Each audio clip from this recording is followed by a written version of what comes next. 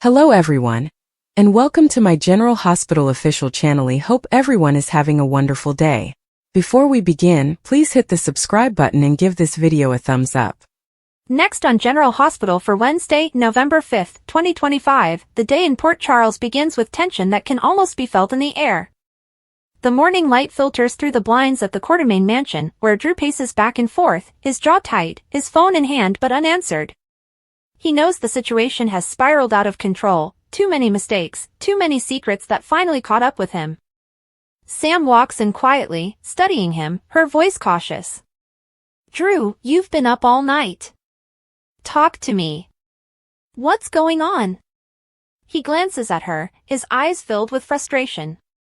"I tried to fix things, Sam. I really did. But it's too late now. They're coming for me." She frowns, confused. "Who's coming for you? What are you talking about?" Drew's silence says it all. Moments later, a sharp knock echoes through the mansion. Sam's heart sinks as Drew looks toward the door. He mutters, "It's the PCPD." Outside, Dante stands on the porch, his expression grim but resolute. Chase stands beside him, a folded warrant in hand. Dante exhales heavily before knocking again, louder this time. "Drew Kane, open up. We have a warrant for your arrest." Inside, Sam's voice trembles. "Arrest? Drew, what did you do?" Drew swallows hard, his mind flashing back to the meeting that changed everything, one bad choice to protect someone he loves. "I can explain later," he whispers, already resigned. He opens the door slowly, facing Dante and Chase with a calm that feels forced. "What's the charge?" Drew asks, his voice steady but low. Chase reads from the warrant. "Drew Kane, you're under arrest for obstruction of justice and tampering with federal evidence." Sam gasps, stepping closer. "Obstruction? That's insane. He hasn't done anything." Dante looks at her sympathetically. "Sam, I'm sorry, but we have solid evidence. We'll need him to come downtown." The Quartermains soon gather as Drew is cuffed. Monica rushes into the foyer, her expression horrified. "Dante, this is ridiculous. Drew is one of the most honorable men I know." Dante sighs. "I understand, Dr. Quartermain, but this isn't personal." Drew looks back at Monica softly. "It's okay, Monica. I'll handle it." Sam tries to follow as the officers lead him out, but Dante stops her gently. "You can see him at the station." The front door closes behind them, leaving the mansion in uneasy silence. Monica looks at Sam, her voice shaking. What on earth has he gotten himself into? Sam, eyes filled with tears, whispers something he thought he could fix. At the PCPD, Drew sits across from Dante in the interrogation room. The table between them feels colder than ever. Dante flips open a file, full of photos and documents. "You know why we're here, Drew. The files you deleted from Aurora weren't just business documents, they were connected to an ongoing federal investigation." Drew's jaw tightens. "Those files were falsified. I was protecting the company." Dante narrows his gaze. "Maybe. But those deletions tied back to accounts linked with offshore transfers. Someone's framing you, or you were covering for someone. Which is it?" Drew leans forward. "I'm not covering for anyone. I was trying to stop something before it got worse." Dante crosses his arms. "Then tell me who you were trying to protect." Drew's silence is heavy. After a long pause, he finally mutters, "It doesn't matter. I'll take the fall." Meanwhile, Sam bursts into Alexis's office at the Invader. "Mom, they arrested Drew." Alexis looks up from her desk, startled. "What? On what charges?" Sam runs a shaky hand through her hair. "Obstruction and tampering. They said they had evidence, but I know it's a setup." Alexis immediately grabs her purse. "We'll fix this. I'll go to the station." "Has he said anything?" Sam shakes her head. He told me they were coming before it even happened. He looked defeated. Alexis's eyes darken with concern. That's not like Drew. Someone's pulling the strings here, and I think I know who. Across town, at Pentonville, a smug smile crosses Cyrus Renault's face as he reads a short update on his tablet. So, the golden boy finally fell, he murmurs. His cellmate gives him a wary glance. You mean Kane? They got him? Cyrus nods slowly. Exactly as planned. He leans back, the satisfaction unmistakable. Some debts are better paid through chaos. And chaos just found its next victim. At the Metro Court, Nina overhears talk about Drew's arrest while chatting with Curtis at the bar. What? Drew's been arrested, she says, her voice tinged with disbelief. Curtis frowns. That doesn't sound right. Drew's not the type. Nina shakes her head, lowering her voice. There's been tension between him and Valentine over Aurora. Maybe that's connected. Curtis raises an eyebrow. Valentine again? Wouldn't surprise me if he's behind half of this. Nina sighs, thinking about how the corporate wars never end in Port Charles. If Valentine set him up, this will destroy him and Sam. Back at the PCPD, Alexis arrives and demands to see Drew. Dante allows a brief conversation. Drew looks up as Alexis enters, her tone sharp. What the hell happened? Drew sighs deeply. I deleted files that tied back to an illegal transaction. I thought I was doing the right thing. Alexis crosses her arms. You didn't consult a lawyer before doing that? He shakes his head. There wasn't time. Someone was going to leak them, and it would have ruined Aurora and the people tied to it. Alexis narrows her eyes. Who are you protecting, Drew? If this is about Valentine, I need to know. Drew hesitates, then says quietly, it's not Valentine. It's someone much closer to home. Alexis frowns, but Dante cuts in, saying their time is up. As she's let out, Alexis mutters to Dante, you're arresting the wrong man. Later that evening, Sam visits Drew through the holding cell bars. The hallway is dim, echoing with quiet murmurs from other inmates. Sam grips the bars tightly, her voice trembling. Why didn't you tell me what was going on? Drew looks down, guilt flashing in his eyes. Because I didn't want you involved. This thing is bigger than me. Sam shakes her head. That's not your call. We're supposed to face things together. Drew gives a small, sad smile. I thought if I handled it, you wouldn't get dragged down with me. Tears roll down her cheeks. Now you're the one going down alone. At the Quartermain mansion, Michael and Willow arrive after hearing the news. Michael's anger boils over. How did this happen? Drew's the one person who always plays by the book. Monica sighs. Apparently not this time. But I can't shake the feeling someone's using him as a pawn. Willow places a hand on Michael's arm. Then we'll find out who. Just then, Brooklyn walks in, her phone in hand. You're not going to like this, someone leaked Drew's arrest to the press. It's all over social media already. Michael groans, rubbing his temples. Great. Now Aurora's reputation is tanking before sunrise. Monica's expression hardens. Then we fight back. No one destroys a Quartermain without consequences. Meanwhile, Anna meets with Jordan at the PCPD office. You think this arrest will stick? Anna asks quietly. Jordan glances at the case file. There's enough evidence to make it stick for now.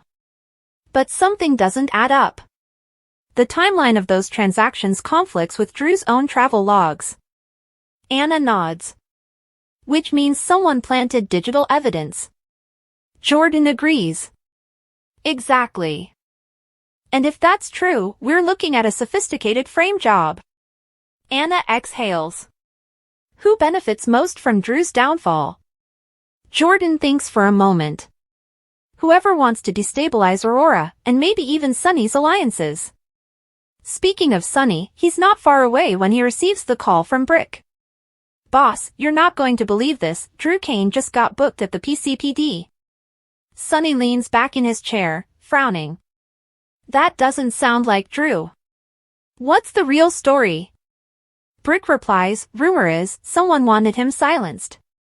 He might have stumbled across intel connected to that arms deal Valentine was investigating. Sunny's jaw tightens. If Valentine's involved, I want proof. Keep digging. At Kelly's, Carly sits with Jocelyn, who looks concerned after reading the headline on her phone.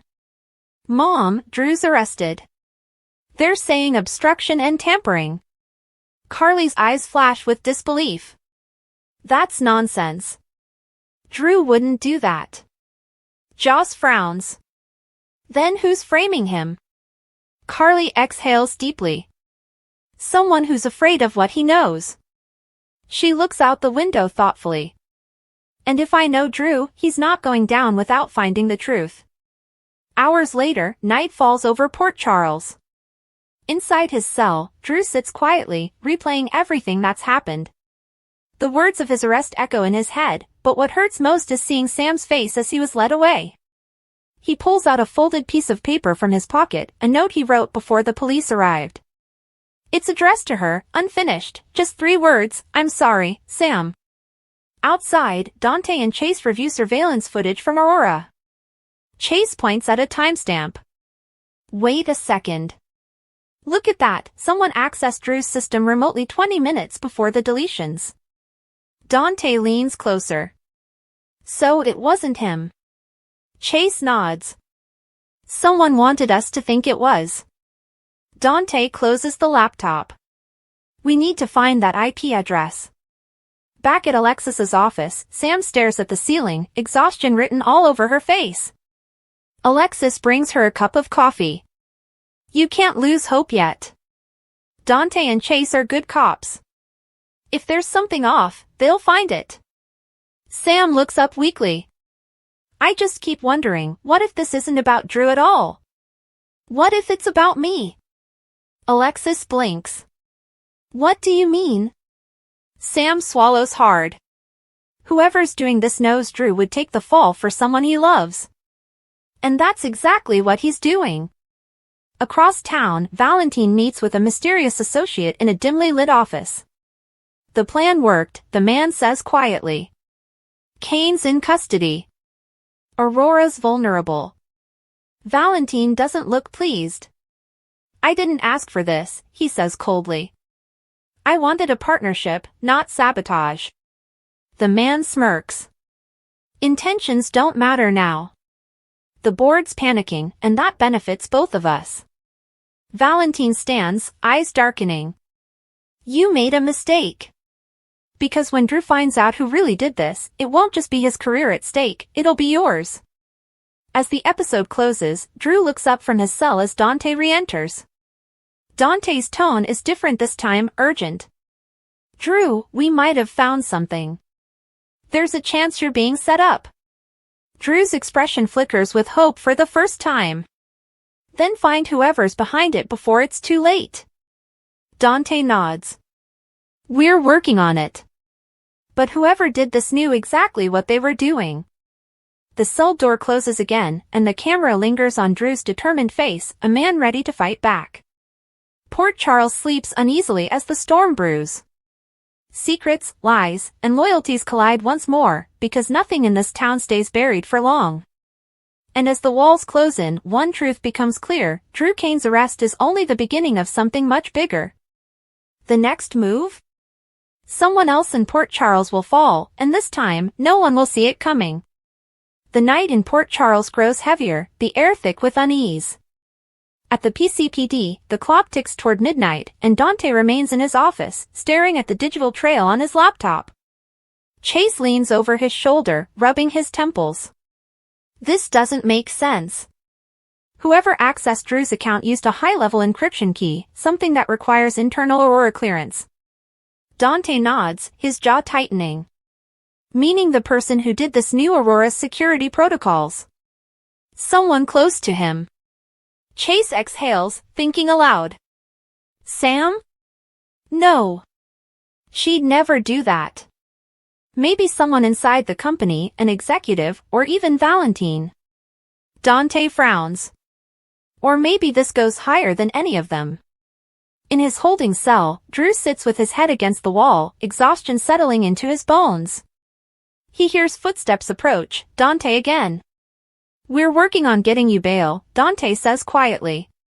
But the feds might get involved now. The money trail led to a dummy account registered overseas. Drew looks up sharply.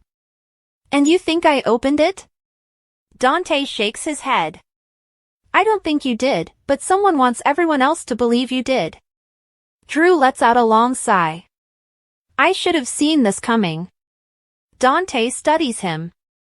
Whoever you were trying to protect, it's time to stop covering for them. Drew looks away, his silence saying everything.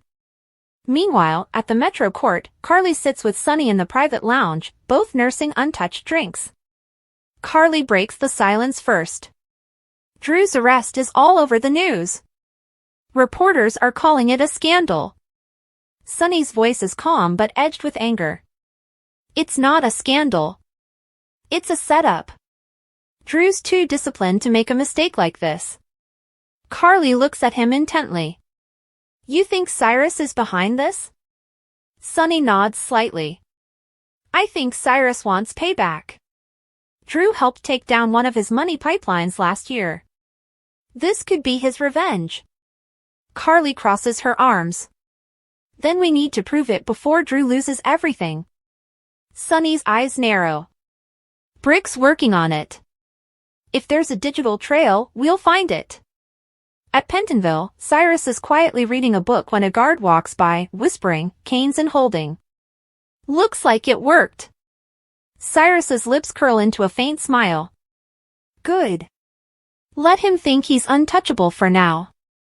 Pride always brings the righteous down. The guard walks away, and Cyrus murmurs to himself, You took my freedom, Drew Kane. Now I've taken yours. Across town, in her apartment, Sam can't sleep. She sits by the window, staring out into the dark streets.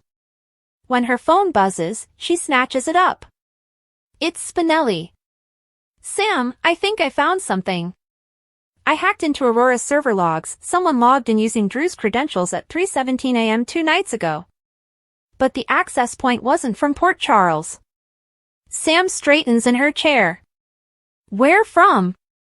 Spinelli pauses. A secure network in Zurich. Someone's laundering data through offshore servers. Sam's voice hardens. So he's being framed. Spinelli nods. Precisely. And the trail leads to a corporate shell connected to, get this, Cassadine Industries. Sam's eyes widen. Valentine. Spinelli hesitates. Maybe. But the encryption used is newer than anything he's run before. Someone else is pulling strings behind the curtain. At the hospital, Elizabeth runs into Finn, who looks distracted. You okay? She asks softly. Finn shakes his head. Just caught the news about Drew. Can't believe it. The guy risked his life for others, and now he's behind bars? Elizabeth nods sadly. Port Charles justice, never straightforward. Finn sighs. I just hope Sam doesn't lose herself in this. She's been through too much. Elizabeth tilts her head.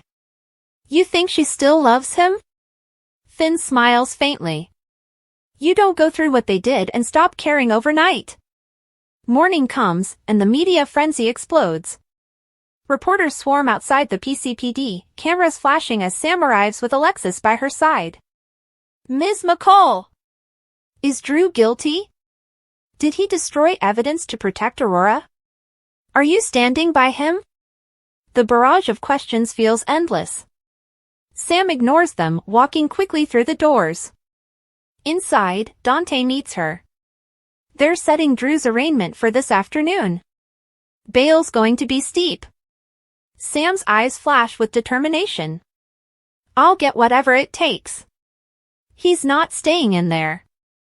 Dante hesitates. Sam, you need to be prepared, this isn't just about Drew. There's a federal agent in town now. They're looking into corporate espionage. At the courthouse later that day, the tension is palpable. Drew, in a suit but still wearing handcuffs, stands beside Alexis as the judge reviews the charges. The prosecutor, a sharp woman with ice-cold eyes, lays out the case. Mr. Kane deliberately deleted files linking Aurora Media to illicit transactions with shell corporations. We have forensic proof the deletions originated from his device. Alexis counters firmly. The evidence was fabricated. My client is being framed. The judge listens quietly, finally granting bail, but at a steep price. Bail is set at $2 million. Until trial, Mr. Kane must surrender his passport and remain within city limits. Outside, Sam rushes to Drew as soon as he steps out. He's exhausted but relieved. You didn't have to do all this, he says softly. Sam shakes her head. Yes, I did. You do the same for me. Drew smiles faintly. Every time. Alexis interrupts, holding her phone up. Spinelli sent me something. A trace route leading back to a Cassidy-known server. We might have our first real lead. Drew's eyes harden. Then we find whoever's behind this, and we make them pay. Meanwhile, Valentine sits at his desk, his phone ringing. It's Nina. I need to ask you something, she says sharply. Did you have anything to do with Drew's arrest? Valentine sounds genuinely confused. Of course not. I warned him about someone targeting Aurora. He didn't listen. Nina exhales shakily. Then who did this? Valentine's tone darkens. Someone who wants chaos and knows exactly how to create it. Later that evening, Drew meets privately with Sunny at Pozzolo's. Sunny's tone is low but direct. I had Brick dig deeper. Whoever accessed Aurora's servers used hardware registered to a shell company owned by Victor Cassidy's former associate. That's not random. Drew frowns. So it's a Cassidy operation. Sunny nods. Looks that way. But there's more. One of the transfers went to a numbered account in Cyprus, under a name that's been dormant since Victor's death. Drew's eyes narrow. Meaning someone's resurrecting his old network. Sunny nods grimly. And they just used you as the first scapegoat. At Kelly's, Jocelyn and Dex sit at a corner table, watching the news feed. I can't believe they actually think Drew's guilty, Joss mutters. Dex shakes his head. People in power get taken down all the time when they're too honest. Someone's trying to erase him. Joss looks at him thoughtfully. You sound like you've seen this before. Dex smirks slightly. Let's just say I know how the system works. As the night deepens again, Sam and Drew return home to the penthouse, finally alone. She sits beside him on the couch, the silence heavy. Do you ever get tired of fighting? She whispers. Drew looks at her, weary but resolute. Every day. But that's what makes it worth doing. She leans against him, their hands intertwining. We'll get through this, she says softly. We always do. Drew nods, determination flickering back to life. Not this time, Sam. This time, we end it for good. Across town, a shadowy figure watches news footage of Drew's arrest from a tablet. The person's face isn't visible, but the voice is calm and amused. The dominoes are falling exactly as planned. Phase 2 begins tomorrow. The tablet screen reflects in the figure's eyes, on it, an encrypted file labeled Aurora/Project Phoenix. And as the lights fade across Port Charles, one thing is clear, Drew Kane's arrest was only the spark. The real fire, the one that will consume everything in its path, has only just begun. Port Charles is about to face a storm of emotions on Wednesday, November 5, 2025, as General Hospital brings viewers another day packed with heartbreak, confrontation, and shocking twists. The day begins with Drew Kane finding himself cornered in a situation that spirals out of control faster than he can react. The walls are closing in on him, and despite all his efforts to stay calm, the law catches up to him in a way he never saw coming. As he's being handcuffed, Drew looks around the familiar halls of the Quartermaine mansion, his mind racing with disbelief and betrayal. It's not just the fact that he's being arrested that shakes him, it's the realization that someone close to him may have set him up. The officer reads him his rights while Monica watches from the staircase, her expression frozen between horror and confusion. The Quartermaine matriarch pleads with the officer to explain what's going on, but all she gets is the simple, devastating line, "Mr. Kane is being arrested for obstruction of justice and falsifying government documents." Drew's jaw tightens as he meets Monica's eyes, whispering, "This is a mistake." But deep down, he already fears it isn't. At the police station, the air is thick with tension as Dante Falconeri and Chase exchange grim looks over the arrest report. Dante knows Drew isn't a bad man, he's made mistakes, yes, but he's not someone who'd willingly break the law unless it was for something, or someone, he believed in. Chase mutters that the evidence came through official channels, and the charges are serious. Still, Dante's gut tells him something is off. He quietly says, "This doesn't sit right, man." Drew's been trying to do the right thing since he got back to Port Charles. Who benefits from taking him down now? Chase doesn't answer, but the unspoken question lingers. Back in the interrogation room, Drew sits with his hands clasped, waiting for the lawyer to arrive.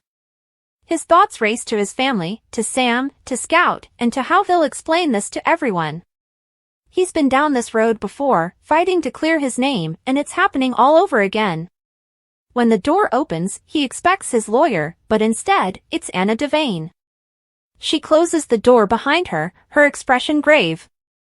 "We need to talk," she says softly. Drew stares at her, realization dawning that this goes deeper than a simple misunderstanding.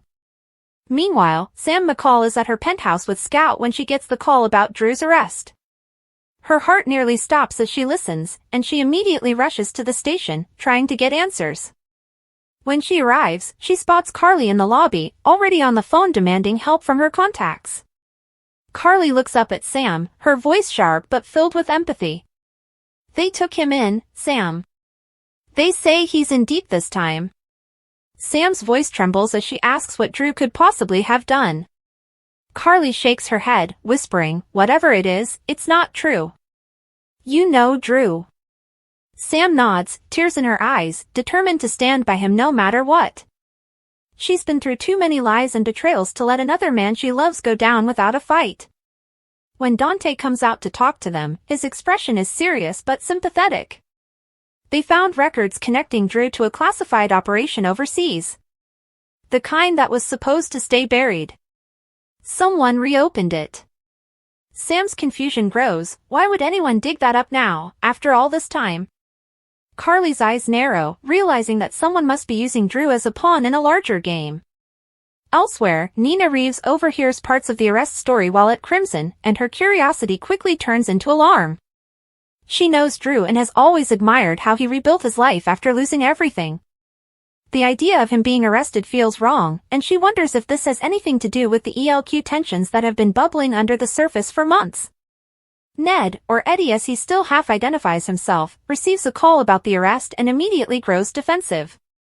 Olivia senses his worry and tries to calm him down, but Ned can't help but think this will bring more chaos to the Quartermaine family name.